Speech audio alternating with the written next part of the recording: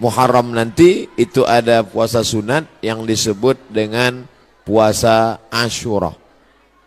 Jadi kita catat tanggalnya, insya Allah nanti tanggal 1 September itu bertepatan 1 Muharram, berarti nanti pas pada tanggal 9, yang paling bagus puasa itu tanggal 9, 10, 11. Kalau tidak sanggup 3 hari, karena kata Nabi SAW, jangan sama puasanya dengan puasa Bani Israel. Khaliful Yahud. Bedakan puasa kamu dengan puasa orang Yahudi. Orang Yahudi itu puasanya cuma tanggal 10 saja. Maka supaya kita beda dengan Yahudi, puasa 9, 10, 11. Kalau tak sanggup 9, 10, 11, pilih 2 hari saja, 9, 10. Nah, ketika Nabi sampai ke kota Al-Madinah Al-Munawwarah, Nabi melihat orang-orang Yahudi di Madinah itu puasa. Di Madinah ada 3 orang Yahudi. Yahudi Bani Nadir, Yahudi Bani Quraizah, Yahudi Qainuqa. Mereka tak makan, tak minum pada hari itu. Nabi bertanya, "Ma hadza?" Hari apa ini? Mereka menjawab, "Hadza yaumun salihun." Ini hari yang baik. Najjallahu fihi Musa wa aghraqa fihi Fir'aun. Hari ini Allah menyelamatkan Nabi Musa dan menggelamkan Fir'aun laknatullah alaih. Maka kemudian mereka bersyukur kepada Allah dengan melaksanakan puasa pada tanggal 10 karena Allah sudah menyelamatkan Musa alaihi salam dan menenggelamkan Fir'aun. Maka Nabi Muhammad SAW berkata, "Nahnu ahaqqu bi Musa minhum." Kami lebih berhak terhadap Nabi Musa daripada mereka. Maka Nabi pun melaksanakan, memerintahkan fa'amara bisiyamihi. Nabi memerintahkan puasa. Jadi tentang puasa Asyura ini tidak ada ikhtilaf antara ulama tentang disyariatkannya berdasarkan hadis-hadis yang sahih tuntunan Nabi Muhammad sallallahu alaihi wasallam. Oleh sebab itu kita yang berbadan sehat, khususnya bagi perempuan yang banyak punya hutang puasa kemarin, dengan berpuasa di Asyura 9, 10, 11, dia sudah bisa mengqadha, mengganti 3 hari puasa yang tinggal. Karena perempuan yang kemarin tinggal puasanya di bulan Syawal, di bulan Muharram, di bulan Ramadan, itu bisa diganti bulan Syawal sebanyak 6 hari. Orang yang berpuasa 6 hari di bulan Syawal otomatis dapat pahala puasa sunat walaupun niatnya qadha. Begitu kata Imam Abu Zakaria Al-Ansari dari kalangan mazhab Syafi'i yang disebutkan dalam kitab Fatawa Al-Azhar oleh Syekh Atiyah Saqar. Niatnya niat qadha saja, tidak niat sunat. Karena kalau niat sunat qadha tak dapat. Tapi kalau niat qadha maka otomatis pahala puasa sunatnya dapat. Begitu juga dengan orang yang puasa Senin Kamis, niat qadha dia hari Senin, maka qadhanya lunas dan pahala Senin dapat. Niat qadha dia hari Kamis, pahala qadhanya dapat dan otomatis dapat pahala puasa sunat. Begitu juga dengan nanti 3 hari di bulan Asyura, di bulan Muharram itu 9, 10, 11. Niatnya niat qadha, nawaitu sauma qadha'in. Saya berniat puasa qadha mengganti yang Ramadan tinggal kemarin. Apakah karena haid, maaf cakap, atau karena menyusukan anak, atau karena mengandung anak, atau karena baru melahirkan karena nifas. Maka mesti diganti. Cara yang paling efektif adalah sekali dayung 2-3 pulau terlampaui. Walaupun ini masalah perempuan, tapi laki-laki mesti tahu. Karena semua laki-laki punya istri, punya anak perempuan, punya kakak perempuan, punya adik perempuan. Inilah perlunya fiqhul mar'ah, fikih perempuan. Dengan melaksanakan puasa, badan sehat. Karena ternyata makanan yang kita makan itu banyak bakteri racun di dalamnya. Kenapa padi kita bisa tumbuh tak ada dimakan wereng? Karena ternyata disemprot dengan pestisida. Kenapa buah apel yang kita makan itu tidak berulat? Karena ternyata Ulat tak mau memakan apel karena ada pestisida. Bahkan ikan asin yang kita makan pun itu kena formalin. Makanya tak dikerubungi lalat. Lalat pun tak mau. Kita aja yang mau makan ikan asin tuh. Oleh sebab itu orang yang pandai ditengoknya mana ikan asin yang tak dikerubungi lalat tak dia beli. Walaupun nampaknya segar. Begitu juga dengan ikan. Dulu kita tahu ikan cuma di es saja. Sekarang ikan disiram, direndam pakai formalin. Akhirnya kita memakan racun. Maka muncullah ada kanker darah, kanker tulang, kanker cancer kata orang barat. Tak ada obatnya sampai sekarang. Ternyata penyakit-penyakit ini bisa hilang dengan menerapkan namanya terapi fasting. Fasting artinya menahan makan. Orang barat tak tahu puasa. Mereka tetap makan buah, makan ringan, minum air putih. Tapi mereka tak makan dari pagi sampai siang sampai malam.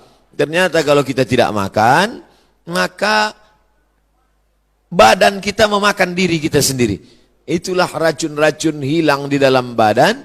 Kalau orang menerapkan terapi fasting tak makan ini selama 8 hari dalam sebulan. Subhanallah, Masya Allah. Ini belum lahir Nabi, belum lahir lagi orang yang menemukan penyakit ini sudah diajarkan oleh Nabi Muhammad SAW. 8 hari tak makan dalam sebulan, Senin Kamis, Senin Kamis, Senin Kamis, dan Senin Kamis. Maka siapa yang melaksanakan puasa Senin Kamis, tapi yang lebih bagus lagi adalah lebih banyak daripada Senin Kamis. Karena kalau Senin Kamis cuma 8 saja, tapi yang lebih banyak daripada itu adalah 15 hari. Ahabbus shaum ilallah shaumi Daud. Puasa yang paling disukai Allah adalah puasa Nabi Daud alaihi salam. Yasumu yauman, puasa hari ini, makan besok. Puasa hari ini, makan besok. Adapun saya menyampaikan tentang puasa ini karena kebetulan kita di hari baik, bulan baik. Bukan berarti saya sedang puasa, tidak. Jadi jangan nanti ketika diajak makan, Ustadz itu cuma pandai ceramah aja itu. Buktinya dia makan juga. Ini pun ceramah ini tak terlalu lama. Karena tadi saya dapat kabar cepat sikit, kepiting ini udah mau lari gitu. Jadi intinya pulang nanti Bapak Ibu sekalian, Bapak-bapak sampaikan pesan ke istrinya supaya mengganti puasa. Nanti kalau ada yang bertanya, apa isi ceramah Ustadz Somad tadi? Supaya kau ganti puasa. Karena suami disuruh Allah, ya ayyuhalladzina amanu, wahai para suami, qu anfusakum, jaga dirimu, wa ahlikum, istrimu, anakmu, naro, jaga dari api neraka, yaitu dengan melaksanakan puasa. Ibu-ibu, perempuan-perempuan banyak tahan makan, tahan minum. Apa nama programnya? Diet. Dia mau diet, kurus. Diet, tahan makan, tahan minum. Tapi orang diet tak dapat pahala. Tapi kalau orang puasa, dua-duanya dapat. Pahala dapat, qadha lunas, pahala sunat dapat, diet menyusul. Dengan syarat jangan diganti di waktu malam. Karena banyak juga mengqadha puasa di waktu siang, mengqadha makan di waktu malam. Tak dapat apa-apa. Oleh sebab itu maka badan sehat, otak sehat, orang yang sedang melaksanakan puasa menanamkan takut kepada Allah Subhanahu wa taala. Takut menganiaya orang, takut menengok yang haram, takut membicarakan aib orang. Kalau sedang puasa Asyura itu nanti mana ada orang mau membicarakan aib orang lain? Ibu-ibu yang ditelepon kawannya cerita tentang tetangga, anak si fulan, istri si fulan, tak mau dia bicara. Jangan bicarakan aib orang lain, stop. Nanti malam baru kita bahas, kata dia. Haram, tak boleh. Man lam yada qaulaz zur, siapa yang tak meninggalkan cakap kotor, cakap yang tak baik, membicarakan aib orang lain, menganiaya, falaisa lillahi hajatun fi ayyada'a ta'amahu wa syarabahu. Tak ada gunanya dia tahan makannya, dia tahan minumnya kalau tidak menahan cakap kasar, aib, ghibah, namimah. La yadkhulul jannatan lamamun, tak masuk surga orang yang membawa-bawa cakap orang. Cakap si A tentang si B disampaikan oleh si B kepada si C, beradu kepala si B dengan si C gara-gara si B. Oleh sebab itu dalam hadis dikatakan Nabi membelah pelepah kurma, Nabi tusukkan ke suatu makam. Sahabat heran, kenapa kau tusukkan pelepah kurma itu ya Rasulullah? Kata Rasulullah, ini orang yang di dalam kubur ini sedang kena azab. Azab apa? Azab kubur. Itulah makanya sebelum salam kita berdoa, Allahumma inni a'udzubika min azabi jahannam wa min azabil qabri. Minta jauh dari azab kubur. Kenapa dia diazab kubur ya Rasulullah? Ada dua dosa dia. Yang pertama, kena azab kubur karena namam, membawa-bawa cakap orang. Oleh sebab itu kalau lidah ini terpancing mau bicara aib orang lain, stop, diisi dengan zikir, tasbih, tahmid, takbir, tahlil. Tasbih, subhanallah. Tahmid, alhamdulillah. Takbir, Allahu Akbar. Tahlil, la ilaha illallah. Kalimatani, dua kalimat. Khafifatani alal lisan, ringan di lidah. Thaqilatani fil mizan, berat pada timbangan hari kiamat. Habibatani ilar rahman, disukai Allah. Subhanallah bihamdihi, subhanallahil azim. Subhanallah bihamdihi, subhanallahil azim. Subhanallah bihamdihi, subhanallahil azim. Jadi yang paling bagus diisi pada bulan Haram ini, Dzulqa'dah, Dzulhijjah, Muharram, ini adalah puasa sunat. Tapi ada 4 hari di bulan ini tak boleh puasa. Di antara 3 bulan ini ada 4 hari tak boleh puasa. Itulah dia tanggal 10, tanggal 11, tanggal 12, tanggal 13. Kenapa tak boleh puasa? Karena hari raya, daging kambing melimpah ruah. Walaupun tak semua bisa makan kambing ini, karena asal ditengoknya, baru menengok bungkusnya aja sudah naik darah tingginya. Belum lagi makan dagingnya.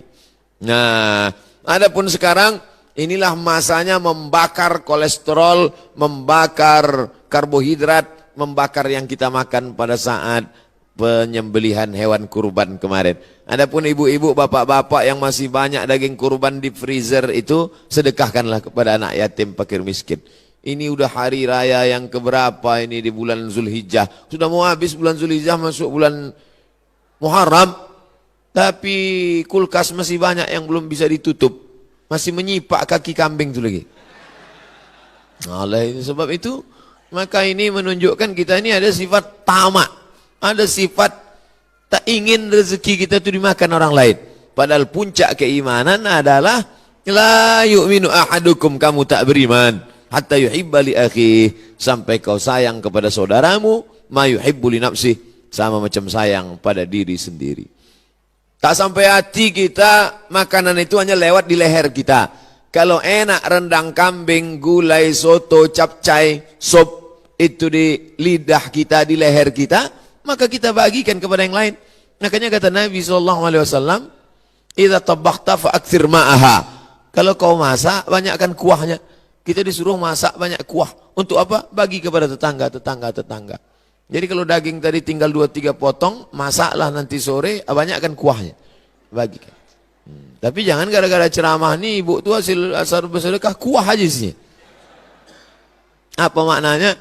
Sedangkan sikit saja dia bisa berbagi, apalagi banyak. Oleh sebab itu maka dalam Islam. Tapi masalah lapar ini tak bisa kita ceritakan. Lapar bukan teori.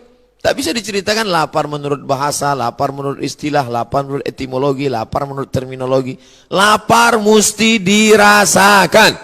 Setelah kita rasakan lapar itu, maka muncullah rasa berbagi. Lapar Ramadan sudah lupa, udah agak lama. Ramadan, Syawal, Dzulqa'dah, Dzulhijjah, 5 bulan setelah itu datang kita disuruh mengingat lapar lagi. Itulah dia lapar 3 hari, tanggal 9, tanggal 10, tanggal 11. Ngaji jangan cuma pengajian aja. Pengajian nonton TV, pengajian di YouTube, pengajian sekarang live langsung, cukup. Jangan sekedar pengajian tapi langsung diamalkan. Pulang dari sini, ambil spidol, tengok mana kalender, tanggal 9, tanggal 10, tanggal 11, garis di bawah, puasa Asyura. Andai, maaf, cakap, pas tanggal 9, 10, 11, dia haid, maka dapat tetap pahalanya, karena sudah ada niat. Innamal a'malu binniat. Ibu kenapa tak puasa? Oh, mohon maaf, saya sedang halangan. Tapi niat sudah sampai. Adapun laki-laki tak ada alasan. Kau kenapa tak puasa? Aku niat aja sudah sampai. Anda tetap laksanakan. Maka bapak membangunkan istrinya. Rahimallahu mar'an, Allah merahmati laki-laki yang membangunkan ahli bait keluarganya supaya mengingatkan dia puasa besok.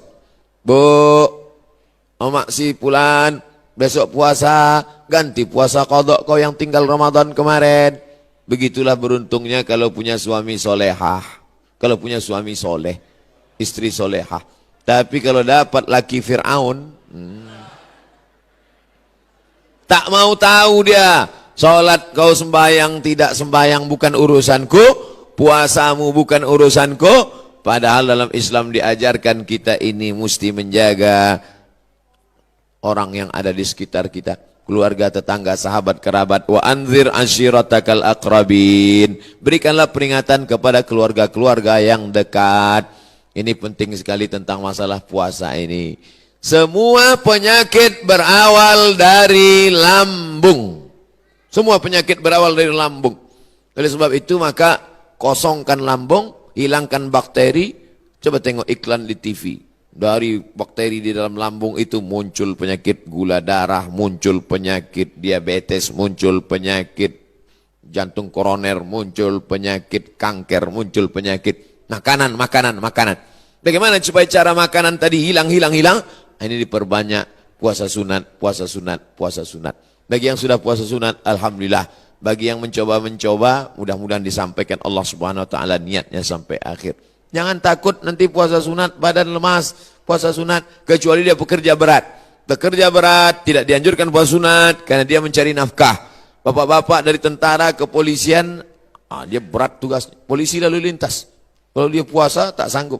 Jangan untuk menangkap, mengembus semprit itu tak sanggup. Sedangkan ini tugas negara. Tugas ini wajib. Sedangkan ini sunat. Jangan didahulukan yang sunat, meninggalkan yang wajib. Pegawai kantor camat disuruh duduk, pelayan masyarakat dari pagi sampai sore duduk. Tidur pula di musola. Orang mau ngurus KTP, akte kelahiran, perpanjangan segala macam. Mana pegawainya? Tidur di musola. Kenapa? Puasa sunat, makan haram.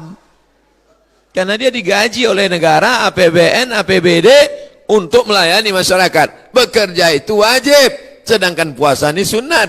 Ini kalau ada orang model begini, ini orangnya alim tapi jahil. Alim kok jahil? Semangat beribadahnya kuat, tapi tidak punya ilmu pengetahuan. La ilaha illallah. Tapi tengok pangkal ayatnya. Fa'lam annahu la ilaha illallah. Apa makna fa'lam? Berilmu. La ilaha illallah penting, tapi ada ilmu tentang la ilaha illallah. Siapa itu Allah? Awaluddin ma'rifatullah. Perkara pertama dalam agama ini adalah mengenal Allah. Wujud, qidam, baqa, mukhalafatul hawadis, qiyamuhu binafsi, wahdaniyah, qudrat, iradat, ilmun, ayat, sama, basar, kalam, kaji, sifat 20, mengenal Allah subhanahu